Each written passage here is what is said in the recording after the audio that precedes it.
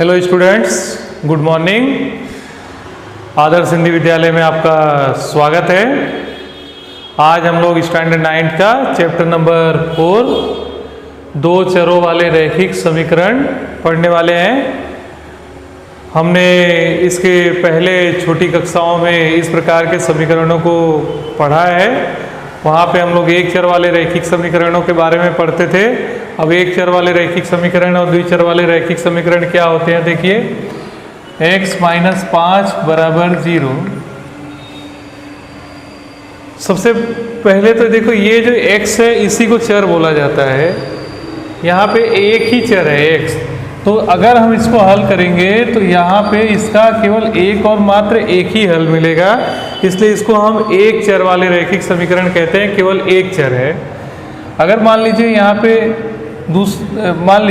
पे लिख दिया जाए 2x + 3y - 5 = 0, तो आप यहाँ पे देखोगे यहाँ पे कितने चर हैं, x और y दो चर हैं। यहाँ पे दो चर हैं, ठीक। और ये 2 और 3 क्या कहलाते हैं, इनके गुणक कहलाते हैं, ठीक है। और एक कांस्टेंट पद होता है।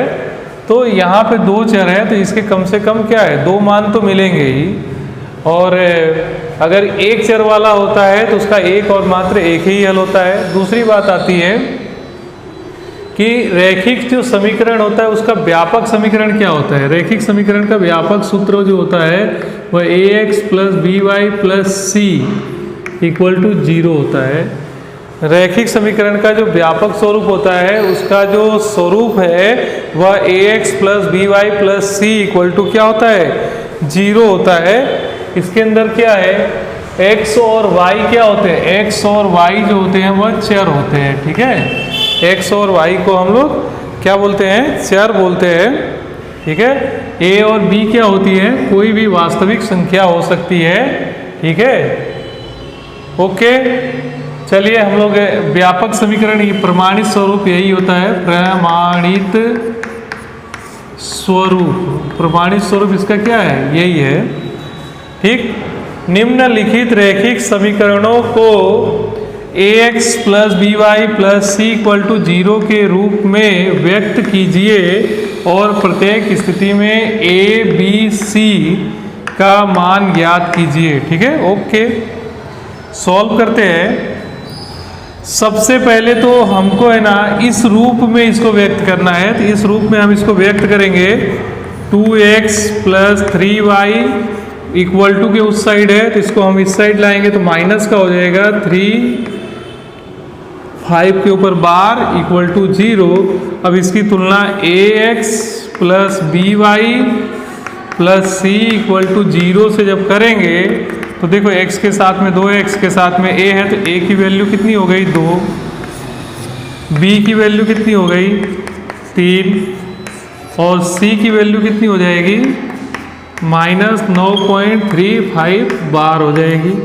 तो हम लोगों ने देखो सबसे पहले क्या किया, इसको प्रमाणित स्वरूप में रखा। प्रमाणित स्वरूप में रखने के बाद प्रमाणित स्वरूप से हमने इसकी तुलना किया। तुलना करने के बाद a, b और c का मान ज्ञात करके लिखा। दूसरा, अब ऐसे सवालों में क्या करते हैं, अगर ऐसा आ जाता है तो पहले इसी को सॉल्व कर लेते हैं, बाद में उसको प्रमाणित स्वरूप में बदलेंगे। देखो 5 का गुणा x के साथ 5x - y, 10 के साथ होगा तो -50, 0 के साथ हो जाएगा 0। अब देखो ये एक प्रमाणित स्वरूप जैसा दिख रहा है, इसलिए हम इसको ax + by + c = 0 से तुलना कर देंगे तो a की वैल्यू हमें क्या मिलती है, देखिए 5 मिल जाती है। b की वैल्यू, y के साथ यहाँ b है, यहाँ y के साथ कुछ भी नहीं है, तो b की वैल्यू क्या मिलेगी, अगर कुछ भी नहीं होता है तो 1 मिलेगा, परंतु यहाँ पे आगे माइनस का निशान है इसलिए -1 मिलेगा, ठीक है। c की वैल्यू कितनी हो जाएगी, बोलेंगे 50, लेकिन आगे माइनस का निशान है इसलिए -50 हो जाएगा, ठीक। एक और देखते हैं। हम लोग पहले तो क्या करेंगे, इसको प्रमाणित स्वरूप लिखते हैं, -2x + 3y, 6 इधर आके -6 = 0। अब इसकी तुलना करेंगे, ax + by + c = 0 से तुलना करेंगे तो a का जो मान मिलेगा वो कितना मिलेगा, -2 मिल जाएगा। b का जो मान मिलेगा वो कितना मिलेगा, 3 मिल जाएगा।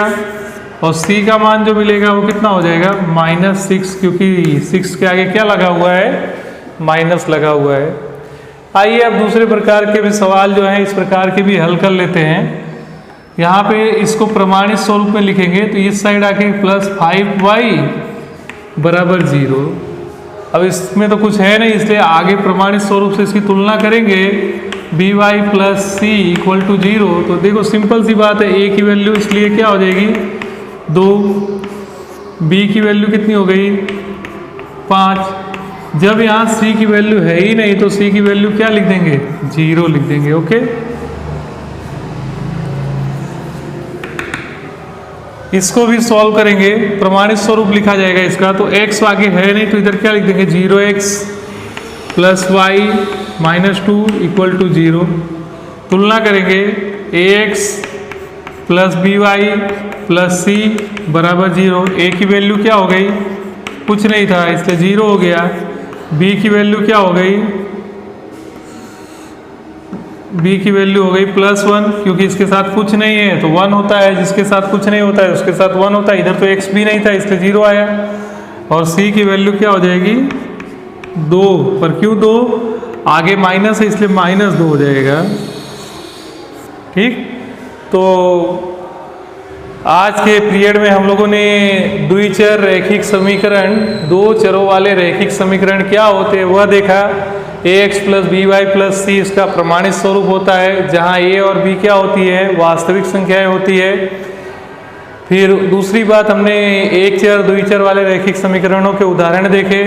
एक्सरसाइज 4.1 के सवाल भी हम लोगों ने कुछ देख लिए कि भाई ax + by + c के रूप में आप सवालों को व्यक्त कीजिए, बाद में a b c का मान ज्ञात कीजिए। तो हमने इस प्रकार के सवालों को व्यक्त किया और बाद में उनके a b c के मान भी ज्ञात किए।